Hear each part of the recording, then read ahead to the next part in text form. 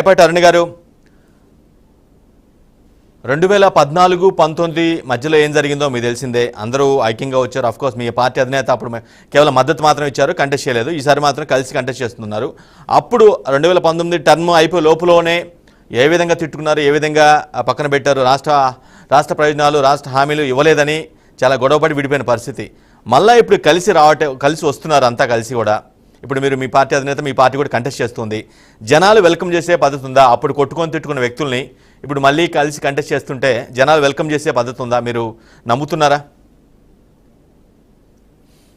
Sir, ప్యానెల్లో ఉన్న పెద్దలకి అలాగే వీక్షకులందరికీ నమస్కారం అండి. కొట్టుకొని తిట్టుకున్న వ్యక్తులు వెల్కమ్ చేసే పరిస్థితి ఉందంటే అక్కడ ఎవరు ఆస్తుల కోసం లేదంటే బాత్రూమ్ లో జరిగిన మర్డర్ల కోసం కొట్టుకోలేదండి. రెండు పార్టీలు కానీ ఎవరైనా సరే కొట్టుకునే దాకా వెళ్ళలేదు. కేవలం విమర్శలు మాత్రమే జరిగాయి, తిట్టుకోవడం కూడా జరగలేదు, విమర్శలు జరిగాయి అంతే.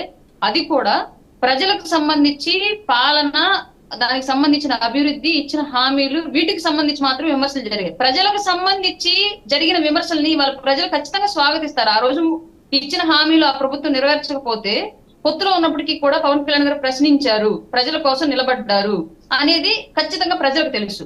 కాబట్టి ఇవాళ కూడా పొత్తులో ఆ రోజు ఆయన కేవలం మద్దతు మాత్రం ఇచ్చి సైలెంట్ గా ఉన్నారు. ఆయన పాలనలో భాగస్వామ్యం తీసుకోలేదు. అలాగే అసెంబ్లీలో మా పార్టీ యొక్క ప్రాతినిధ్యం లేదు. మేము ఏ విధమైన నిర్ణయాల్లో కూడా మా వంతు పాత్ర మేము పోషించాలి ఆ రోజు. ఇవాళ మాత్రం ఏ అవకాశము లేని రోజే ప్రశ్నించిన వ్యక్తి ఇవాళ తన పాలనలో భాగస్వామ్యం తీసుకుంటాడు. అసెంబ్లీలో మా భాగస్వామ్యం ఉంటుంది, తీసుకునే నిర్ణయాల్లో మా నిర్ణయానికి ప్రయారిటీ ఉంటుంది. కాబట్టి డెఫినెట్ గా ప్రజలు దీన్ని స్వాగతిస్తారు, 100% స్వాగతిస్తారు. కానీ మీ పార్టీ అధినేత కూడా ఆ 2014-19 మధ్యలో చంద్రబాబు అంటే ఎన్నికల ముందు చాలా విభేదించిన పరిస్థితి, అవునా కదా? ఇప్పుడే చెప్పాను కదండి నేను, అది పాలనా పరమైన విభేదాలు మాత్రమే, పర్సనల్ విభేదాలు కాదు. ప్రజల కోసమే వీళ్ళ మధ్య విభేదాలు వచ్చాయి. ఇచ్చిన హామీలు నెరవేర్చలేదన్న దాని గురించి మాత్రమే విభేదాలు, విమర్శలు వచ్చాయి తప్ప ఎవరు వ్యక్తిగత దోషంలోకి దిగడం కానివ్వండి, వ్యక్తిగతంగా వెళ్ళడం కానివ్వండి చేయలేదు. రాజకీయం లాగే మాట్లాడారు, ప్రజాస్వామ్యబద్ధంగానే ప్రశ్నించుకున్నారు. ప్రజలు దాన్ని గమనిస్తున్నారు. ఈ 5 ఏళ్లలో ఈ ప్రభుత్వం చేస్తున్న విధానం ఎలా ఉంది, గతంలో మద్దతు ఇచ్చి గెలిపించినప్పటికీ కూడా భాగస్వామ్యం లేకపోయినా ఏ విధంగా పవన్ కళ్యాణ్ గారు నిలబడ్డారు, అలాగే ఇప్పుడున్న ఈ జగన్మోహన్ రెడ్డి పరిపాలన కన్నా కూడా గతంలో చంద్రబాబు నాయుడు గారి పరిపాలన ఏ విధంగా బెటర్ గా కనిపించింది ప్రజలకి, ఇప్పుడు ఈ 5 ఏళ్ల కాలంలో రాష్ట్రం ఏ స్థితికి దిగజారిపోయింది, ఇవాళ ఎంత మంది బాధితులు రాష్ట్ర వ్యాప్తంగా ఉండిపోయారు, ఎన్ని వర్గాల ప్రజలు పీడించబడుతున్నారు, వీటన్నింటికి సంబంధించి ప్రజలకు ఈ 5 ఏళ్ల పరిపాలన అనుభవంలోకి వచ్చిన తర్వాత జగన్మోహన్ రెడ్డి అనే ఒక వ్యక్తి ఒక అసురులాగా రాష్ట్రానికి కనిపిస్తున్నాడు. కాబట్టి ఈ జగనాసురుణ్ణి ఆశీర్వాద చేయడానికి ఉన్న సామాన్యులంతా ఒకటై ఎలాగ యుద్ధం ప్రకటిస్తారో అలాగే ప్రజల కోసం నిలబడ్డ నాయకులు, పార్టీలు కూడా ఒకటై యుద్ధం ప్రకటించలో తప్పే లేదు. అతనికి సలహాదారులు, అధికారము, అమ్ముడుపోయిన వ్యవస్థలు, వేల కోట్ల ఆస్తులు, అలాగే వెనకాల క్రిమినల్ వ్యవస్థ అనే ఇన్ని తలలు ఉన్నాయి అతనికి. ఆ జగన్నాసుడు అనే రాక్షసుడికి అన్ని తలల్ని తెగ్గొట్టాలి అంటే ఒక్కొక్కరికి సరిపోదు బలం. కాబట్టి అందరూ ఏకం అవ్వాలి, తప్పదు. ప్రజల్ని పీడిస్తున్న రాక్షసుడిని చంపడానికి ఏకడంలో తప్పే ఉందండి. ఏ అంశాలు మీ కూటమిని గెలిపించే అవకాశం ఉందనుకుంటున్నారు? ఏ అంశాలు? ఆఫ్ కోర్స్ మీరు మేనిఫెస్టో ప్రకటిస్తారా, అది వేరే విషయం. అవి కాకుండా జగన్ అనే ఒక అసమర్థ పాలన అండి, అన్నింటికి మించి అదే ప్రధాన అంశం. అదొక్కటి చాలు మమ్మల్ని గెలిపించడానికి. అది ఒక్క అంశమే జనం నమ్ముతున్నారంటారు, ఆ బలంగా అసమర్థంగా పాలన చేస్తున్నారనే విషయాన్ని నమ్ముతున్నారంటున్నారు జనం.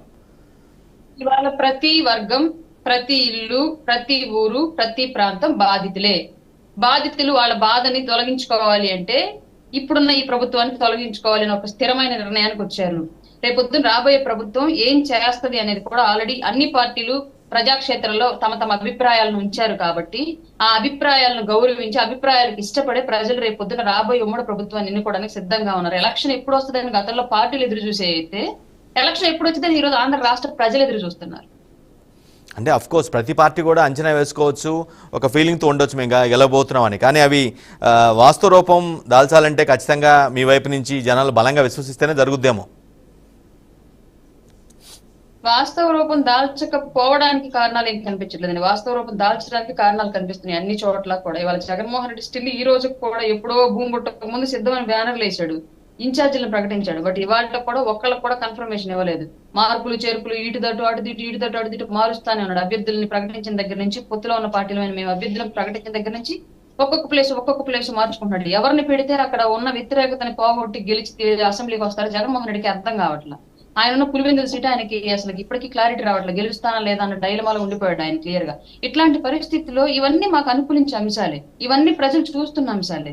ఇన్నేళ్ల పాటు జగన్మోహన్ రెడ్డి శాశ్వత పరిపాలన ఏం చేశాడు, శాశ్వత పరిపాలన అంటున్నాను ఎందుకంటే రాష్ట్రంలో ఇప్పటి వరకు కూడా ఈ 5 ఏళ్ల కాలంలో నెక్స్ట్ జనరేషన్ కి లేదంటే నెక్స్ట్ 5 years కి రాష్ట్రానికి ప్రజలకి పనికొచ్చేలాగా ఈ ప్రభుత్వం ఏమీ చేయలే. క్లియర్ గా ఈ 5 ఏళ్ల పాటు పప్పులు బెల్లాల రూపంలో అప్పులు తేవటం, డబ్బులు ఆ పథకాలు అంటాం, అందులో మళ్ళీ పావల వంతు ప్రజలకు పంచడం, 30 వంతు బినామీలు కట్టడం, ఇదే సరిపోయింది పంచాయతీ అంతా. అదే అన్నగారు రాయపాటి అన్న గారు, నా పాయింట్ కూడా అదే. ఏదైతే ఆ పార్టీ ఆ వైసీపీ ప్రభుత్వం కానీ ఆ వైసీపీ నేతలు కానీ బలంగా చెప్తున్నారో పదే మేము చేసిన సంక్షేమ పథకాలే గెలిపిస్తాయి ఖచ్చితంగా. ఎందుకంటే వేలాది కోట్ల రూపాయలు, లక్షలాది కోట్ల రూపాయలు ప్రతి సంవత్సరం ప్రతి నెల మేము ఇలా ఖాతాలో వేస్తున్నాం కాబట్టి ఖచ్చితంగా ప్రజలంతా కూడా మా వైపే ఉన్నారనేది. ఇది మాత్రం ఈ అంశాన్ని కొంచెం మీరు కూటమి చాలా బలంగా తీసుకోవాల్సిన అవసరం ఉందేమో. ఎందుకంటే అది ఒక మాస్ గ్యాదరింగ్ లాంటిది అనమాట, ఇటువంటి సంక్షేమ పథకాలు పొందిన బెల్ట్ మొత్తం కూడా. అవునా కాదా? లేదండి, సంక్షేమ పథకాలు అలాగే అకౌంట్ లో డబ్బులు వేయడం వల్ల మాత్రమే ఓటు బ్యాంక్ 100% వచ్చి తీసుకున్న వాళ్ళు అందరూ అనుకుంటే, టీడీపీ ప్రభుత్వం చివరిలో పసుపు కుంకుమ పేరుతో ఏళ్ళకన్నా ఎక్కువ డబ్బులు వేస్తారండి. అప్పుడు డ్వాక్రా గ్రూపుల రుణాలు రద్దు చేసే ప్రోగ్రామ్ ఒకటి, అలాగే పసుపు కుంకుమ పేరుతో వేసిన డబ్బులు ఒకటి, అట్లా జరిగినప్పుడు వీళ్ళకి వర్కౌట్ అయితే అప్పుడు వాళ్ళకి వర్కౌట్ అయి ఉండాలి కదండి, అలా జరగలేదుగా. అంటే వాళ్ళు వైసీపీ చెప్తుంది అంటే వాళ్ళు పసుపు కుంకుమ ఒక్కటి మాత్రం వేశారేమో, మేము చాలా వేసాము, చాలా సార్లు బటన్ నొక్కాము అనేది వాళ్ళు బలంగా చెప్తున్న వాదన. అదే చెప్తున్నాను. ఆ రోజు ప్రజలకు ఉన్న సమస్య, వాళ్ళు తక్కువ పరిధిలో సంక్షేమ పథకం పేరుతో అకౌంట్ లో డబ్బులు వేసినా ఆ రోజు ప్రజలకు ఉన్న సమస్య రాజధాని మీద ఎక్కువ కేంద్రీకృతం చేయడం వల్ల కొన్ని విషయాలు ప్రజలకు ఇచ్చిన హామీలు నెరవేర్చలేదు. అంటే ఫోకస్ అంతా రాజధాని డెవలప్ చేయడం మీద పెట్టారు అప్పుడున్న ప్రభుత్వం.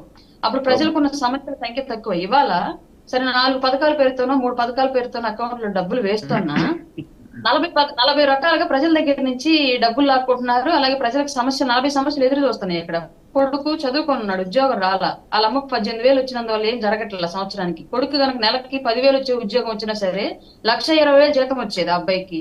అతను వాళ్ళ ఫ్యామిలీ ఆర్థికంగా డెవలప్ అయ్యేది. దాని గురించి ఏం సమాధానం లేదు ఇప్పటివరకు ప్రభుత్వం దగ్గర.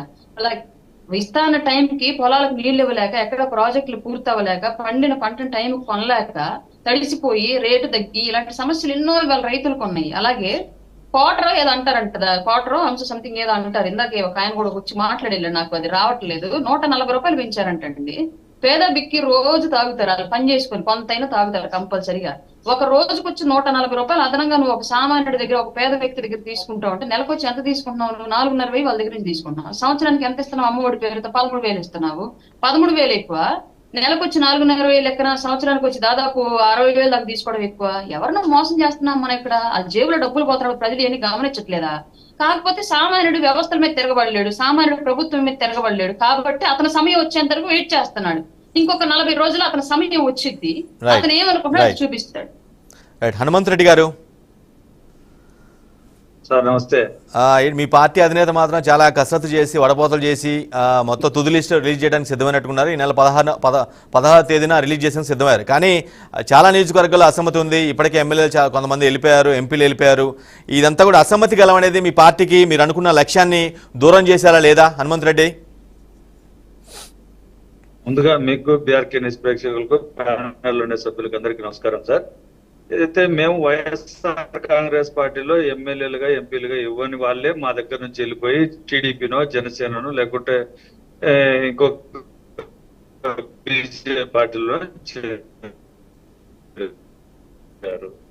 దానికి ఇందాక మేడం యొక్క సీటులో పార్టీ అభ్యర్థులు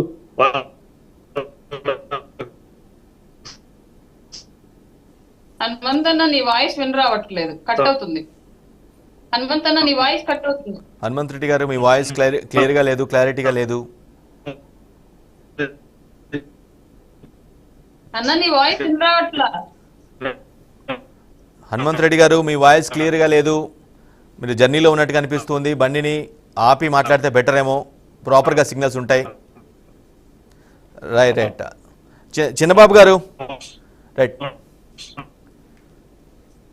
మీ ఒకటండి, ఇప్పుడు ఈ మంత్రివర్గంలో జగన్మోహన్ రెడ్డి మంత్రివర్గంలో నిలబడకుండా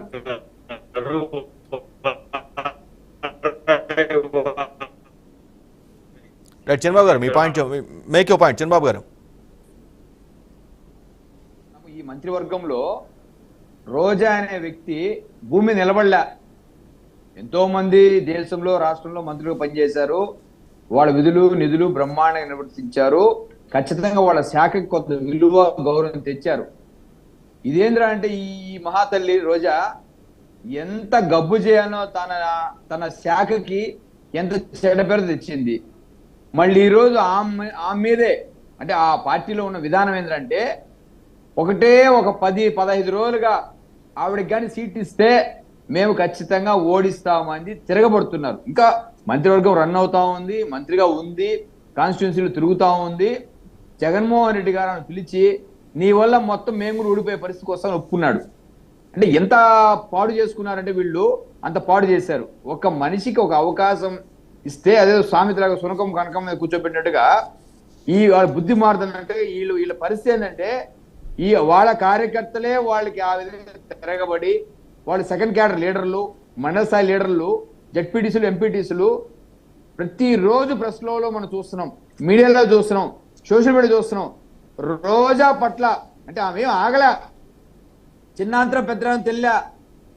పవన్ కళ్యాణ్ గారు కానీ చంద్రబాబు గారి నుంచి చంద్రబాబు గారిని అక్రమ అరెస్ట్ చేస్తే టపాదులు కాచుకొని స్వీట్లు తిని ఎంత చండాలం చేసిందంటే రోజా ఈరోజు వాళ్ళ క్యాడర్ అవన్నీ కూడా బయటపెడుతున్నారు.